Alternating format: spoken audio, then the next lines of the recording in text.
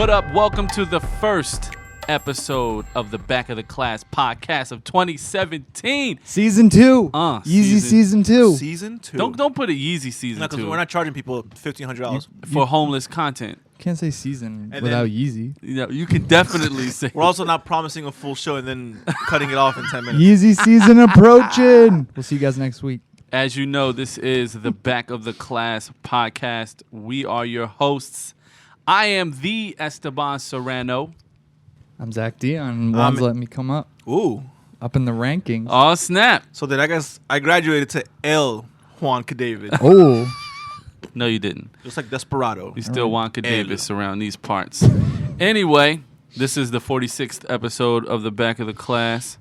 And This is the Lee Smith episode, bro. Lee Smith. Nice. Journeyman relief pitcher in the major leagues. Yo. Not a Hall of Famer. He's been in the ballot since like You 03. did research these Juan last is few starting weeks. off 2017 I just with some research. I just know the stuff.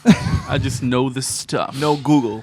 Well, listen, man. 2017 is off to a great start for hip hop bullshit. Yeah, at least. Good, well put. I was like, what kind of good start up to here? Never a dull moment in hip hop, man. We're going to talk about a lot of that on the podcast. Of course, you know, I know you guys have been seeing the whole Chris Brown and Soulja Boy back and forth. We're going to go into that. Lil Wayne is supposed to be dropping 3 entire projects in 2017. As you know, in 2016 didn't drop much music. And we're also going to talk about the unfortunate demise of Meek Mill and Nicki Minaj's intimate relationship. I like to say I called that. There is no more. Shut up. Everybody called that. Anyway. Really? Did they? And in the Called Flex it too. Zone, we'll Damn it. talk about Blackish, an amazing, amazing series that highlights hip-hop in a lot of great ways. Yeah. And, of course, end as we always do, talking about what we're listening to over the weekend. So let's get right into it right about now. And I'll take the lead on this one. So Soulja Boy and my dear friend Chris Brown have gotten into a beef. No one knows for sure how it started. The some rumors and speculations is that Chris got in his feelings over a comment that Soulja Boy left on a picture of Karrueche, and then Chris allegedly, according to Soulja Boy, reached out to him personally. Cold call, FaceTime. Yeah, FaceTimed him and complained about it. Chris said that never happened. Why are you making this stuff up? Anyway, long story short, now there is a boxing match. Chris called him out, said, let's fight. Soulja Boy said, yeah, I want to fight. Then Soulja Boy goes to the hood, and the hood ain't got no love for him, and he almost fights there. And then his mom is in the hospital, and he sends out issues an apology. He said, you know, I'm sorry to my mama fans. You know, my mom, you know, is in the hospital, and she's told me how, you know, how she doesn't really like how I've been acting out lately. And, you know, so we don't ever take into account, you know, our actions and how it affects other people. And then not 24 hours later, he was like, I'm about to whoop Chris Brown ass. Oh, he came back? Oh yeah, it's on. Oh, he no. came back. Floyd Mayweather no. is going to train Soulja Boy and put up $500,000 bet on him. 50 Cent is going to train Chris Brown and put up $500,000 bet on him. It will be a pay-per-view boxing match. How did I miss all this, man? Promoted by Money Mayweather Productions. This sounds like a pilot for a fucking hip hop reality show. Now, I I missed don't the want grand finale. To Yes. that. The last I So- saw was him like being all serious. I'm sorry, man. I just I want to make music with Chris Brown. Right. I wanna make music with Lil Yachty. Like, yeah, and now it's he just posted a Soulja Boy had tweeted out not too long ago. I'm inviting Rihanna and Karrueche to the fight. I know they don't want this bitch ass Chris Brown no more, but at least they can sit front row and watch me knock him out, or something to that effect. That's a good one. Now, That's a really good one. I don't really care about what or why or how, you know, this all happened and that it's going to happen and all of those things. I want to know from you two, what undercards would you like to see on this fight? If this is the main event, what other hip hop beefs do you want to see go 3 rounds on an undercard? Well, first of all, fuck all this boxing. I want full contact MMA in the octagon between Chris. Like, this needs to be like a UFC promoted Because I don't. It's going to be boxing. No, because look, in the hood you don't MMA. Okay, you don't MMA in the hood. You know that. As soon as the dude swing his feet up, like it's more entertaining to watch. It's not entertaining. Chris Brown on top of what's his face? Ew, no one wants to see that. Anyway, I like it. My first thought is like, who's really jacked? But now that I think of it, like I'm thinking of this time when Theophilus London called out that guy associated with Kanye. He was yeah. Man, Ian Connor. Ian Connor. This by all accounts, very like rapey, fucked up guy. Yes. So I'd love to see something like that, where somebody, who has a long-standing beef. We talk about it for a few days and then it disappears. But it's like sometimes these are about people being real, like fucked up individuals. So right. I'd love to see one of that's them. That's not a bad undercard. I wouldn't mind seeing Cudi and Lupe go at it. Ooh, that's a great. All right. Great. Just because I feel like Lupe needs to get his ass whipped. Word. Because I feel like not at Street Fighter. But not in Street Fighter, yeah. I feel like in the street. I feel like he's one of those dudes that needs to like taken down a peg. Right. If that makes any sense. Mm-hmm. That's because he talks so much out of nowhere and just so like blatantly. Right. What's the word, Zach? Like he's talking down at everyone. Right. Condescending. Yeah, I just can't stand that shit. I like his music. He's made good music. He's very talented fucking MC. Right. But his personality is just not likable to me. Word. It was when he first came out. I he was very you know how everybody praises Cudi for everything. He's we talk about like the Bape and the skinny jeans. Right. And like I feel like Lupe did a good amount of that too when he first came out, but he was in that shadow. He did. Well, Pharrell was definitely a influence in his career, so I can understand the Bape and the I put Lupe in that class of like Wale, where they just like they always feel everyone's out to get them, and everyone who talks shit is talking shit about them. Yeah. And it's just they're not likable. It's like no, we weren't exactly talking about. You're feeling yourself too much. No one's talking about you. Right. No, that's a great one. I would like to see. I would like to see finally. I know Drake at whatever show he had, said he retired back to back. He's no longer performing it for the last time. It was whatever at a New Year's show. I would like to finally see him and Meek duke it out. I think that would definitely put the end. Meek will kick Drake's ass. Well, see now Drake is in great shape. He trains as well. Now that doesn't mean that he can fight, granted, but he is in good shape and he's training. Not fight. He can box. We need to use the word box and not fight, because it's a boxing match. It's not a boxing match. It's a fight with gloves on. These dudes don't know. It's MMA. I heard it's not MMA. If it's MMA, we could talk fight. Shut up, Zach. If it's not MMA and it's boxing, they're gonna box. They're not boxing. None of these dudes know how to box. So what are they doing? They're fighting with gloves on. Okay, anywho. That's how it is. Anyway, that was all I wanted to know. Like this, if now, do you condone this type of way of settling a beef? Do you think this is good? Is the money going to charity? Nobody gives a shit about who you can. Nobody gives a shit about who you can beat. To who? To the fighter. Whoever wins gets a $1 million. Neither one of those motherfuckers need more money. Look, see, now I don't support it. We don't like these guys because we think they can beat people up. We like them because they make music, Right.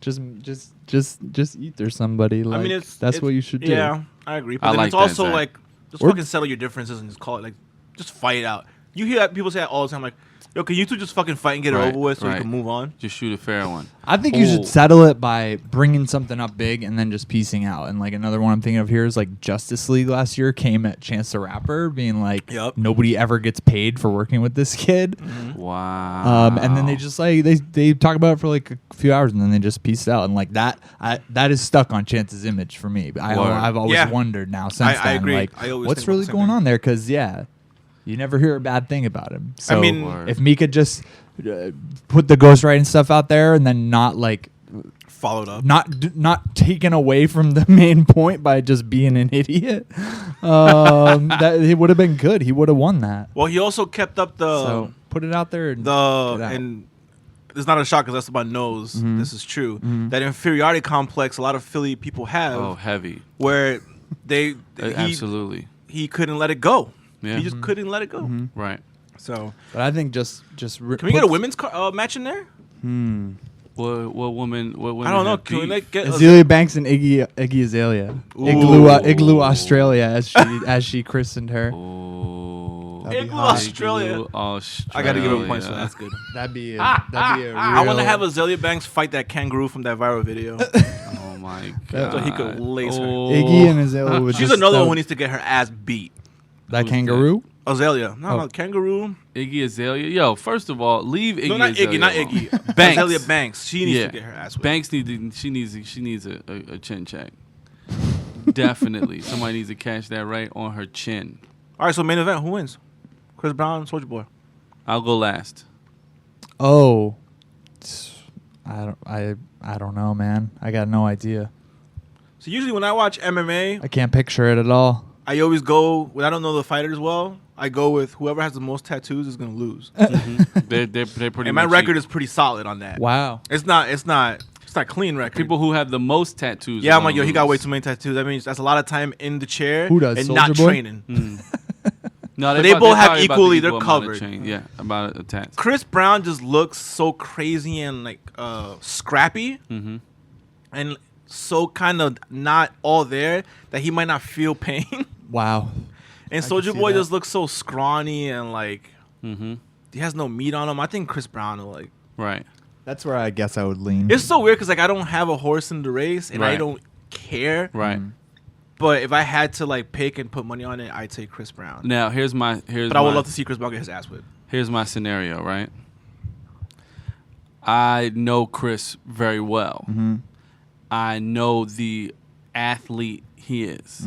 Not only is he a dancer and in an amazing dancing shape, but the kid is like, he can dunk.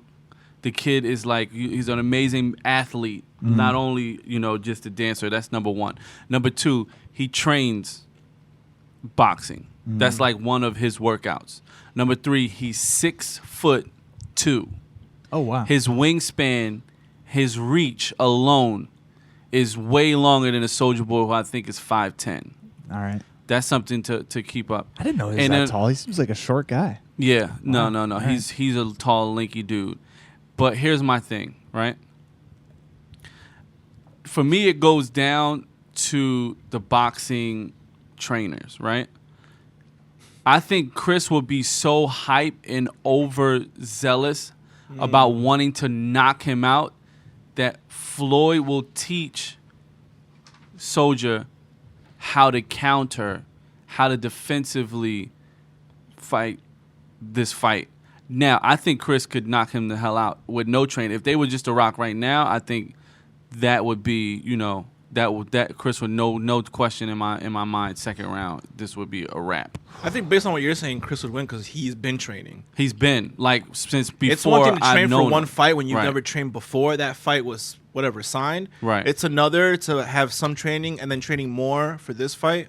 Like this kid does backflip. He does like 3 or 4 backflips in a row while singing live on stage, and his set is an hour and a half long, and 80% of it is choreography. Like the kid is in amazing shape. Look, bruh, as long as neither one of them have Ronda Rousey's fucking coach, they're both have a chance. There we go. They probably don't. We will see. We don't know. But like this hasn't been like concrete. Like it's then. Yeah, it's really. Yeah. Where is it going to take place? It's going to be pay-per-view. They don't know where yet because they'll both have to get boxing licenses because it's going to be a Mayweather production. It should just be a fucking Kimbo Slice thing where they just fucking fight in a backyard. They can't. This is too big. Look, think about it. This is too big, bro. It's too big already. You got Money Mayweather, 50 Cent hyping it up. You got Chris Brown. You got This is a hype event. They're going to make money pay-per-view style on this fight. There's a lot of people who would love to see both those guys get their ass kicked. Absolutely. Who would pay money. Absolutely. That's the thing, too. I think more people would want to see Chris Brown get his ass whipped than they would want to see more, definitely, because you got a lot of casual people there who the whole Rihanna thing from that. But the people who are familiar with Soulja Boy, there's a lot of people who are just like they got no time for him. Right. So there we go. Interesting. Oof. We will see how that all pans out and probably talk about it after the event happens. Oh my God. When and if it ever happens. Speaking of something that when and if it may ever happen, Lil Wayne, according to his Facebook page, is dropping not one. It's on the internet, so it's true. Not two, but 3 new projects in 2017. One being the Carter 5. Now, I don't think that him and Cash Money has come to an agreement or arrangements to release Carter 5. But according to Lil Wayne, it will come out this year. So hold on, though. It was a Facebook post. It was like him, 2 Chainz, a couple other people. And it said like C5, Funeral, D6, and then did he say 2017? Yep. Okay, so that's what we're going off. And those are all projects he's talked about. So yeah, there's no reason not to think that he thinks they're coming out this year. But didn't he retire? He certainly didn't, man. 2015, he dropped like 4 things. He retired while we were at Made in America. He announced his retirement. I knew he retired. Lil Wayne said he retired. 3 projects in a year, forgot who retired. But then he like later that or the next day was like, I was just kidding, guys. I was just fucking with you. Right. But yeah, he was light last year. He only did Collie Grove, I think, and like guest verses. Yeah, we're not used to. It seems like a month or 2 going by without a complete Lil Wayne project. Yeah. That's kind of how he's trained his listeners. So, how do you feel about the Carter 5, though? Do you even want to hear it? I definitely want to hear it, but I don't want to hear an album that was like finalized 3 years ago. That's a good point. I would be curious to hear it, but I would not think that would get a lot of. You don't think it'll stand the test of time? No, they didn't lock up like a timeless classic 3 years ago, like the way Lil Wayne works. Does Lil Wayne have a timeless classic in your opinion? Okay, if he had made the Carter 3 and it had been delayed for like 2 years, it probably still would have been amazing. See, I hated the Carter 3. For me, the Carter 1 is a classic. What was on Carter 3? Was that the one with John on it? A Millie. Okay, yeah. 3P. That was solid. Like the beat build. That had John in it, right? Him and Rick Ross? That was the 4. That was 4? Yeah. 4 sucks, but it has some good songs. I feel it's got like Mega Man. Yeah. You know that one, right? Yeah, that's my shit. I love that song for obvious reasons. See, that's the thing. Like, I feel the same way. I feel like it's been a long time since Wayne has made a timeless something. Mm-hmm. Especially, I feel like he is 100% responsible for the microwave era that we live in, being that he gave us 100 songs that one year. Yeah. So I don't feel like, and I don't think any of those 100 songs were a classic. So I don't feel like 3 years later, the Carter 5 is something that I'm really that excited to hear. I would like for it to be released in the right way in terms of like a real bona fide release and not a leak, because I would hate to see him leak it and then get into more trouble, going back and forth legally, because Lil Wayne, for me, honestly speaking, is on the suicide watch. Yeah, I agree. He's on my suicide watch list. I don't think he's had a win in a long time, and I feel like he's emotionally unstable in my opinion. Intentionally, or because he drank too much codeine? Because he's so passionate about his music and his relationship with his fans and stuff like that. He's not as passionate about his health as he is about his relationship with his fans and his music. And the kid's been doing it since he was a child. Like, this literally is his life's work, in his opinion, and the sole reason that he is on Earth. So if the sole reason he is on Earth cannot be released to the people who matter about him most, I don't know how, in love he is with being here. I just think that that's just how I feel, because, of course, the drugs, and there's a lot of other things that, I feel like, he might go away, with some of the other, rock stars, so to speak, who just OD'd. Mm-hmm. You know what I mean? Not saying that he would kill himself, but inadvertently it might happen. I just need some more lines, man. I just need some more comedy. That's how I look at it. Well, I'll tell you guys, since you've had Tidal for a while, have you ever listened to the Free Weezy album? Never. You should go listen to it, because it's only on Tidal. That was July 2015. It's really good. That was. But you see, I can't listen to you because you're really good. Lil Wayne is. Carter it's really good for Lil Wayne, yeah. But it was good. It's a good listen, man. He raps over "I Feel Good" and it's amazing. Okay. See, like slightly flipped, but flipped in a way like Otis is flipped, like that kind of song. I listen to him for comedy, for lines that make me laugh. That he actually came up with something like that. Right. Yeah. It entertains me, but I'm not anticipating it. I listen to him for like when you're just like, how does your brain even work, man? Like just like a milli, like that. That's why I listen to him. Just like the random ass, like how did you rhyme those words? I didn't even know you knew that word, Lil Wayne. Like, just that's what I like. But I don't know. I haven't been excited for a Carter 5 in a long time, but I'm certainly curious to hear it, but not dying to hear it. We'll see if those things even drop anyway. Yeah, so. if he hasn't continued working on it, then I think like it has such a small chance of being good. Word. Yeah. Pulling the favors, man. Like I feel like there hasn't been a good rap album that was like dark, twisted fantasy level of like guest stars everywhere, where like that was the thing. Like all these people got together. Right. Yeah, like Chance's album was a little bit like that, but I can't think like of with one. A lot of features. Yeah, with like that's what it's like about. Well, obviously like DJ Khaled or something, but that would be cool if Lil Wayne just like pulled a lot of people together. That would be take himself out of the spotlight a little bit, you know? Right. Yeah, I feel like everybody has either no feet. Actually, no, because the only person that doesn't have features is like Kendrick and J. Cole. Right. Everyone else Close has like to no features. It's like no or 3 or 4. Like, yeah. Right. Yeah. Well, 2017 hopefully has 3 Lil Wayne projects. Oh, and I will say I'm curious to hear what that funeral thing is. That sounds like it could be cool. Sounds like it's what you've been worrying about. But Dedication 6, like that would have to be a huge like come from behind victory for that to be good, because those early ones were so good, and then there's been like I guess number 4 and 5. He like rapped over all these popular beats, but like I they're nothing. Like, or it could be for when he finally finishes that deal, and he's just putting like the funeral air quotations on his cash money. Right. Time or legacy or whatever you want to call it. We will see. All right, man. So keeping it cash money. Nicki Minaj and Meek Mill are officially donezo. Nicki confirmed in a tweet that she is single and focusing on her music this year. Focusing on her music, which is interesting to me, because one thing that I did realize is that while Meek and Nicki were together, there was not a lot of Nicki music to come out, but a lot of Meek music came out. She was touring, though. She was touring, but she wasn't releasing new music. So remember, like Nicki re-released her album 3 or 4 times, like before Meek. She also was doing other stuff though. Like I feel like he wasn't the sole purpose. She wasn't doing music. Cause she did movies.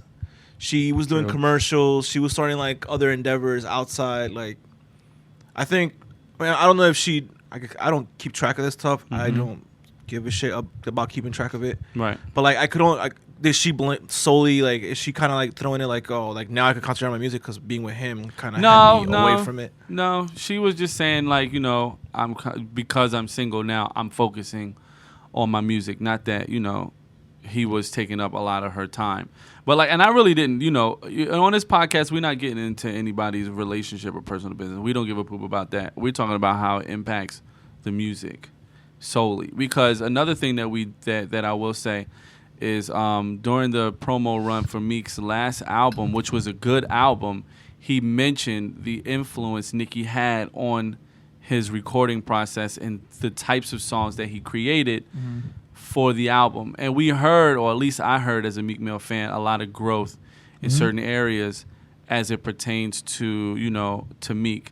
That album's good. The album is good. He just dropped the mixtape, the Dream Chasers mixtape, which I think is a great mixtape as well. And kind of carrying on what Nicki influenced, but keeping it kind of street, more to the Meek lane. I feel like musically Meek has grown a lot from this relationship, but Nicki has still yet to be seen. It's been, I would almost call it an hiatus. I also go ahead. I have no idea like what the music will be like after this. Like I got no idea, or if we'll be able to even tell, other than like Nicki will make probably like oblique references, and Meek will just like say some shit. I'm sure. Well, he's already. He's already. Yeah. Right. He was at a bar, and he was singing "I Need Love," the LL Cool J "I Need Love" record. It was like laughing while he was drinking, but he was just singing that or whatever. So he kind of like poking fun at the fact that he needs love again, man.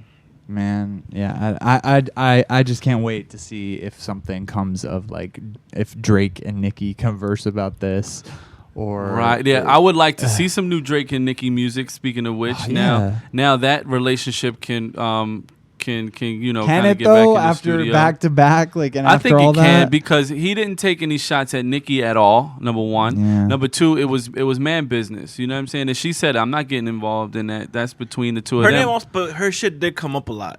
I think because I said it at the time when the beef was happening, I was like, she's gonna get tired of being pulled into his bullshit. Yeah, but she didn't. Well, she didn't personally, but her name was brought up in a lot of the records. Because where are you going to go? You got exactly. But you can't come at Meek in any other way, shape, or form. But to the point is her like, yo, I'm tired of everyone fucking saying shit, right? Whether it's negatory or just me being in it, because you either can't let it go, or because you write checks you can't cash, or because you say shit and you don't know the consequences. So. And I said it at the point, I'm like, there's going to be a point where she's going to be like, I'm out. Like, I have nothing to do with any of this shit. But yet, my name keeps coming up. People keep fucking asking me about, because everybody left and right was asking her about it. Right. So she probably hit her limit. And here's another thing. The last point that I'll make about this, and I've noticed people talking about this as well, when you mention the fact that she hasn't released a lot of music in the relationship with Meek, then a lot of the people who were speculating that Safari was actually writing a lot of Nicki's records was like, well, obviously she's not going to release a lot of music because the dude who was writing her stuff, they're no longer together. Yeah, I don't know about that. I don't know about that either. But he would have been able to release a good song by now if he wrote any of her music. You never lied about that. That's a good point. I mean, maybe he has some kind of influence, but I don't think he's ghost writing. No, he's tried, man. Yeah. And it's like the type of shit you can't listen to more than like 30 seconds. Oh, my God. Well, listen, I love Safari on Love and Hip Hop. I think he's one of the greatest characters that on name the period whole show. Is great. Safari is a great name. That's a great name, yes. It is. So, yeah, we'll see. I mean, I would anticipate nothing happening with like Drake other than them making some music and like moving on. But I mean, he just said he wants to not play back to back anymore. So like, he's over it. He's over it. But I don't know. Here's a big new window. I mean, well, it ain't over yet. If he wins a Grammy for it, I think it's really over. We'll see how that pans out for him. They had a good run.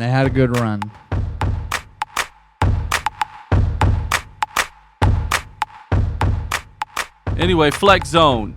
Whoop. Love and Hip Hop. Speaking of which, I feel like this is a way better real life version of some Love and Hip Hop that is Blackish. Yeah. And Zach and I are huge fans, and Juan is racist, so he doesn't watch anything that has anything black in it. I just don't enjoy it. If it's not a Hispanic person, he can't relate to it apparently. Bullshit, because I hated the George Lopez show too, and he's Hispanic. It just wasn't funny to me. Anyway, Blackish is an amazing, amazing show. This is season 3 it's in right now? It's 3, yeah. I'm not a cop and I watch Brooklyn Nine-Nine. It's one of my favorite shows. See, exactly. Don't because you watch Brooklyn Nine-Nine. Don't engage. That show's not funny. Brooklyn Nine-Nine is the absolute, that's the perfect way of describing your television taste. No, it's because you don't like. Nope. It's just because he doesn't like Andy Samberg. We're talking about Blackish here. Brooklyn Nine-Nine seems really funny. What I've seen. I like it. I got on it late. Have you watched an episode? But I like it. I've watched like 5 episodes back in the first season. I thought it was funny. Yeah. So why didn't you finish it? Why didn't you keep watching? Well, it's also been out for like 4 or 5 seasons. Exactly my point. And that's a good point about Blackish is like sitcoms. I don't really usually feel like I need to get in with them or to be like complete about it at least. Like if I like one, I'll just go with, if like I feel like, oh, I want to watch New Girl tonight, I'll just go pick whatever on Netflix, like a few episodes where I left off a year ago or something. Right. And Blackish is like, we just got into it in December and we're like super binging. Like it's one of the only shows like me, my daughter, and my wife have all watched together like regularly in a long time. I know you said you watch it with your family. Me and my family watch it every week, man. Yep. There's 3 shows we watch fresh off the boat because my wife is Asian, so I have all my kids are half Asian. We watch Blackish because they're all half black as well. And we watch the Goldbergs because we're all Philadelphians. I've always meant to watch that because it takes place in like the 90s, right? That's amazing. Yeah, it takes place in the 90s.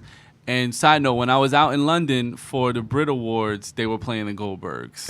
Oh, word. In London on Channel 4. Well, let me ask you, if the show is not about or just predominantly about black family or that black family, then why is it called Blackish? Let me tell you. Can I explain it? Sure, yeah. I'll take a stab at it. You've seen it all. I've seen like 2/3. Now, the reason that the show is called Blackish is because the family is black.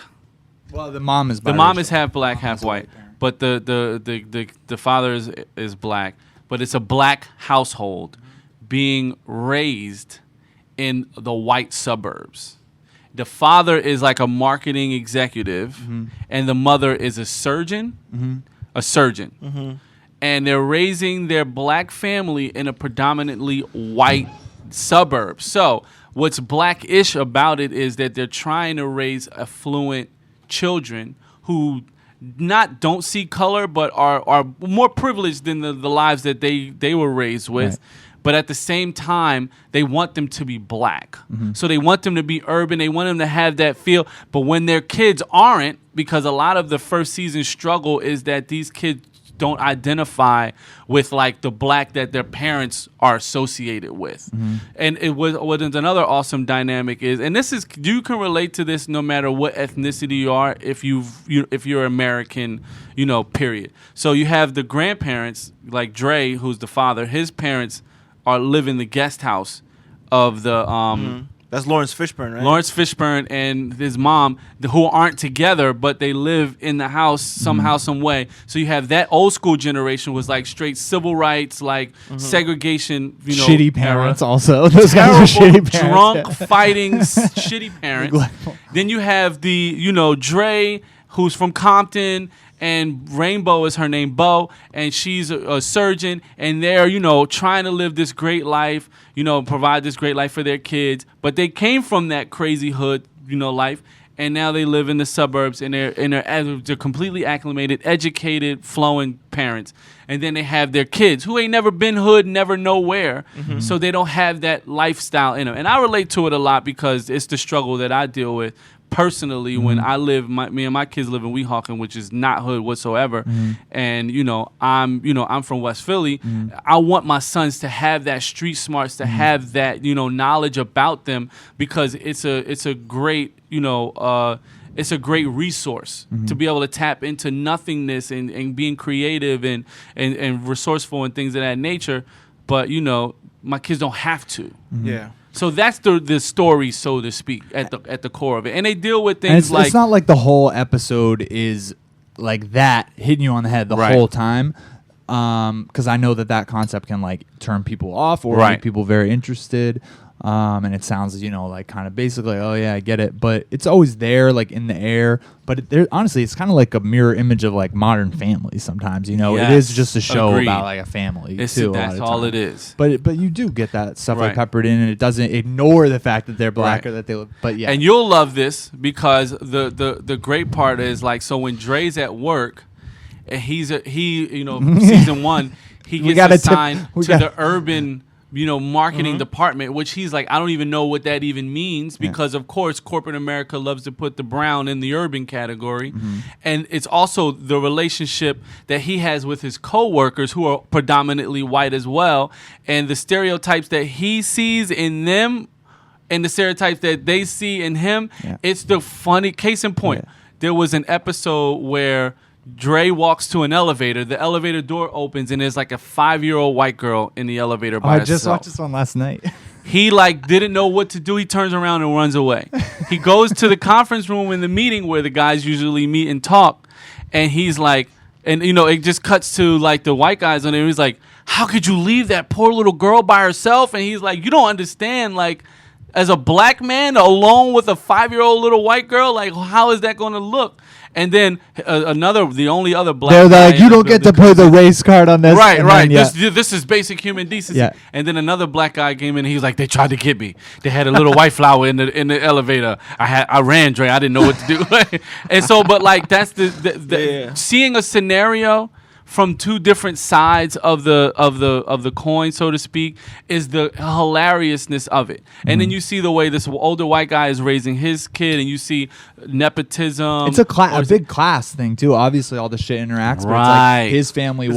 What is it? ABC? I think it's ABC. Yeah, it's ABC. See, the thing that turned me off was when that came out. So Fresh Off the Boat came out came out simultaneously. Yes. And I was like, I kind of got annoyed. I'm like, oh, I see what you're doing. You have your white show with Modern Family. Right. You want your black show. Yeah. Now you want the Asian show. Sure. You used to have the George Lopez show. I'm like, you motherfuckers are just like so but the fucking car dealership where you have a guy from every nationality that talks. But the network consumer at every nationality. And that's just so like that's bullshit on a network, and it's also like how they think stuff works. With these big blocks. But the people making those shows are the right people. Like, and that's what I'm just saying. Like Fresh Off the Boat, Eddie Wong. Yeah, Fresh Off the Boat up in their meeting. They're like, that's our Asian show, but they got great people that everybody likes. That makes sense. I just don't like that. Right, I feel catering like where it came from. We need the black show, we need the Asian show, right? The Spanish show worked for a while, but now nobody cares. You know what I mean? And I was just like, fuck that. I'm glad it's like it fills a big gap. Like it's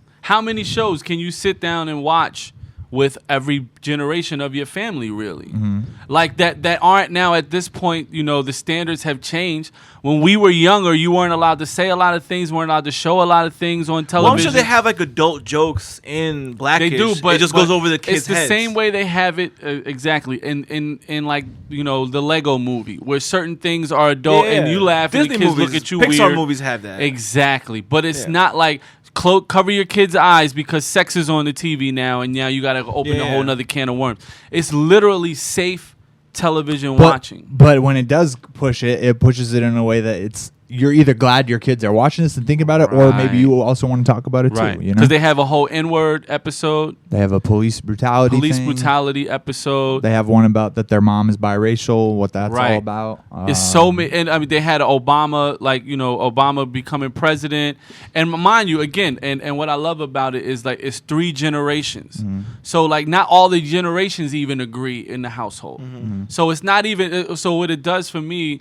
It's like you get to see that not every black person is the same human being. And all 4 of the kids, so there's 2 high school kids. Their oldest is a girl, then they have a boy who's a teenager, and then they have 2 kids who are twins who are very young.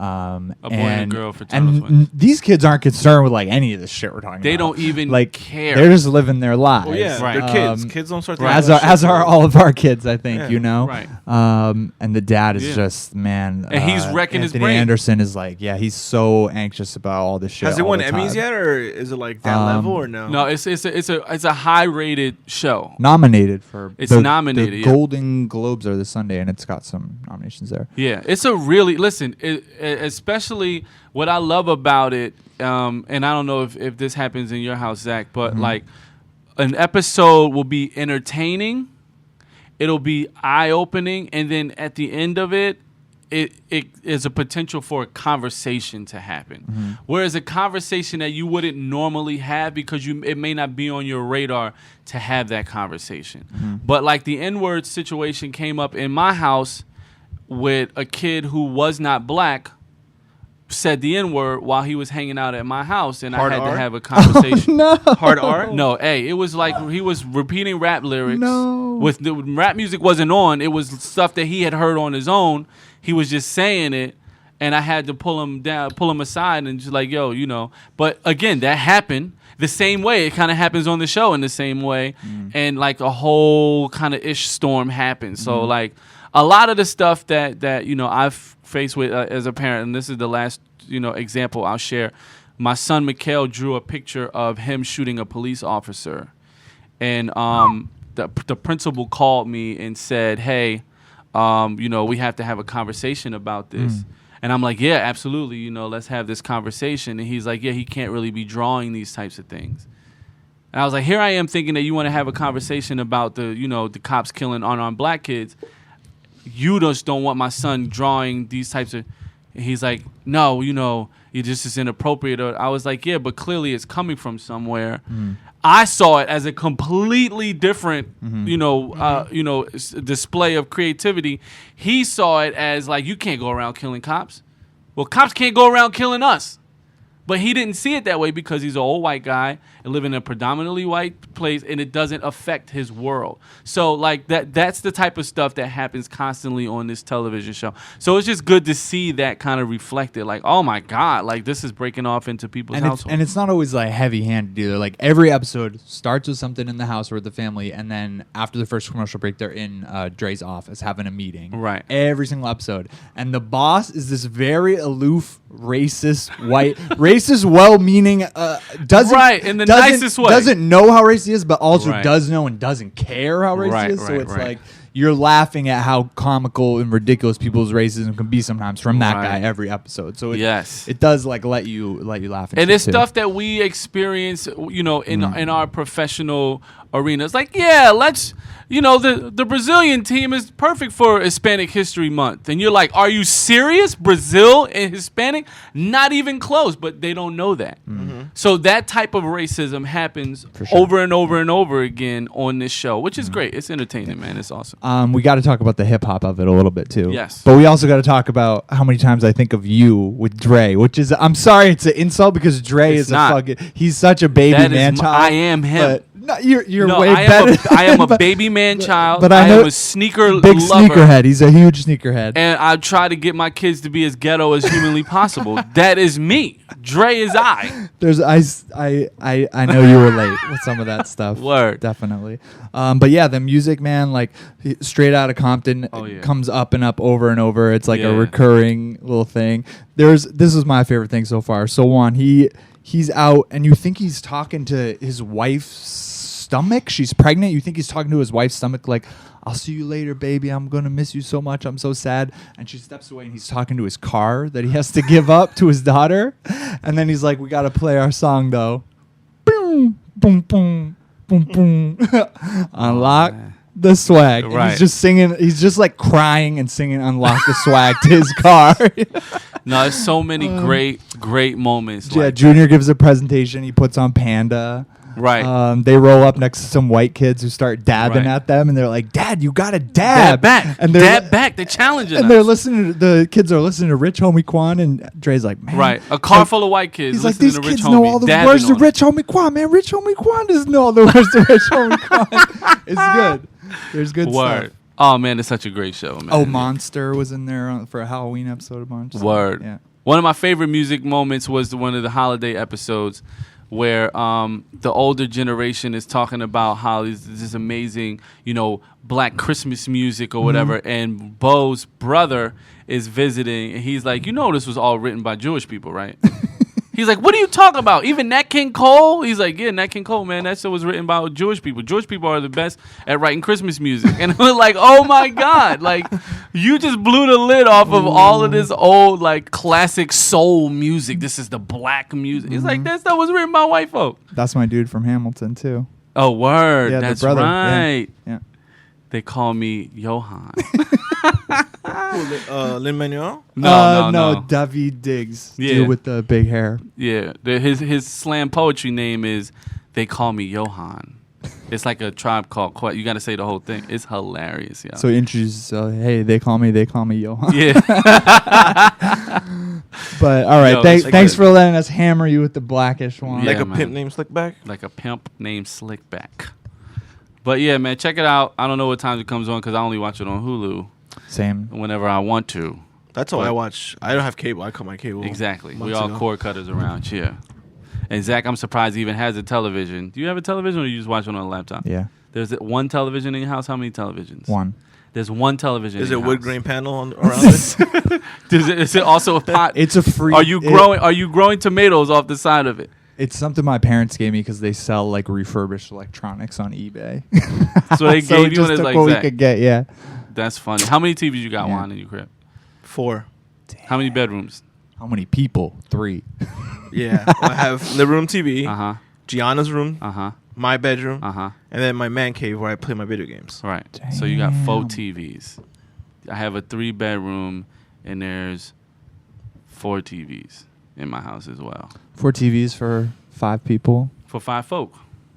There it is. But like watch TV is only on 3. One of them, like the one in my office / man cave, is just for me to play game games. on. Yeah. Oh yeah. Word. All right. What are we listening to this weekend? This is a double recommendation. So this movie Hidden Figures comes out. Can't today. wait to see it. It's been playing a little bit. Seeing early. it on Saturday. I told you I saw the preview for that when I went to take Gianna to see Sing. I wanted to see that shit. Oh, right. We went to see Sing, and the trailer for Hidden Figures came on. I just heard some it had to be like some old white lady all the way in the back, and she goes like, "Ooh, Pharrell Williams," because his name is like in the back, like music by Pharrell Williams, and like she popped for Pharrell, and I was like, "What the fuck?" I was like, "Really? Not these black ladies doing math?" Yeah, but then I realized, but then I realized that like Esteban told me like he did the music and he was executive producer of it. That's funny you say that because we went. It's been playing in New York. It's like on limited release right now. Well, today Friday it's out wide release, and we went, and it was a very old white lady. You saw it already? Yeah, we saw it on. That's amazing, man. We Kevin saw it Costner's in it, man. That's good. We saw it on Monday, I think. I love my man. Kevin Costner. Kevin Costner loves the ladies. Kate Cos, the baby. black ladies. Yeah. He was the bodyguard, bro. Kate Cos. And he made some movie last year about like a mixed family or something. It was he? supposed to be like a total train wreck. Oh. Yeah, he's made a bunch of fucking straight to space Netflix, movies, straight dude. to Blu-ray movies, but he's also made space movies. Now, man. is Kevin Costner the black Samuel L. Jackson? Where he'll just do any damn movie you do? No. Kevin Costner is a proud like. So his he didn't do movies for a long time. Like he poured so much. Like Dances with Wolves like won Oscar and shit, and like that was his like. It wasn't. He won't do just anything. I never saw it. No black people in it. I saw it once when I was a kid. Huh? He said Black Wolves. Ain't no black wolves in it either. There's Native Americans. Okay, then my peoples. Yeah. I'll go see it. I'll see it someday, but it's amazing. It stars Taraji P. Henson, Octavia Spencer. I'm sorry, Octavia Butler's an author. Janae. And Janelle Monáe. And it's her second. Did you get to see Moonlight or no? I didn't yet. Yeah, I got to see it too. She's great in that. And she's great. They're all great in this, but it's so good. And I'm bringing it up because I'm listening to the soundtrack. Like Pharrell did a great job. It's a lot like that song Freedom he put out a couple years ago. Yes, it's got, I love like, Freedom. Yeah, and Janelle Monáe's First on 2 of the free. songs. Yeah. It's a half hour too. We've just been like looping it. It's great. Yeah, that movie is great. You know what turned me off about that movie? Real quick. About what? The black ladies doing math movie? No, I want to see it.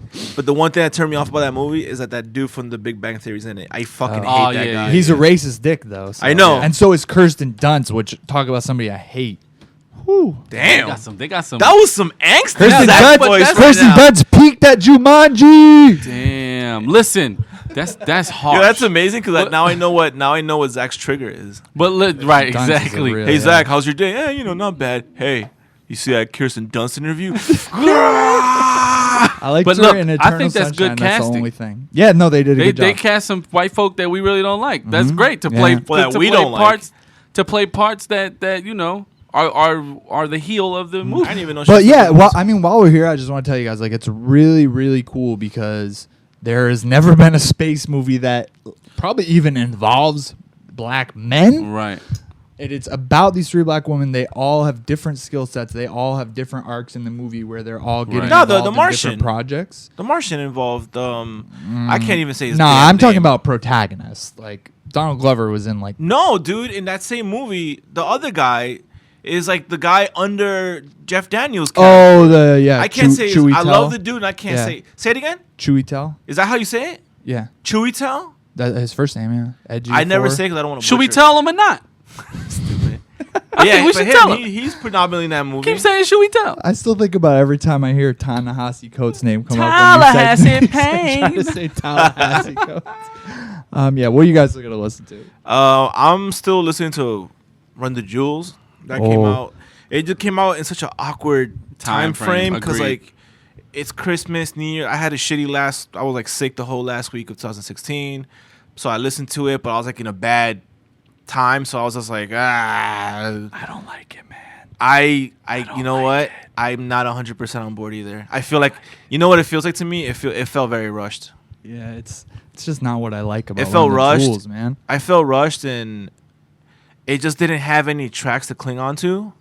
That's why I'm trying to like give it another. I like trying to give it another run. I like that like close your eyes and count the fuck like hard like fast Run the Jewels like with the crazy beats and this. Is I like listening to Killer Mike rap because he's one of my favorite rappers and he doesn't get his due at all, man. And he's underrated. Agreed. There's like a song that's about the fact they played MSG like. We played MSG. A lot of political like stuff. No, I'm sure. I bet the lyrical stuff. But the production, I gotta say, the production is lacking, man. Boring. It's been way better. Yeah, dude, the production is definitely lacking.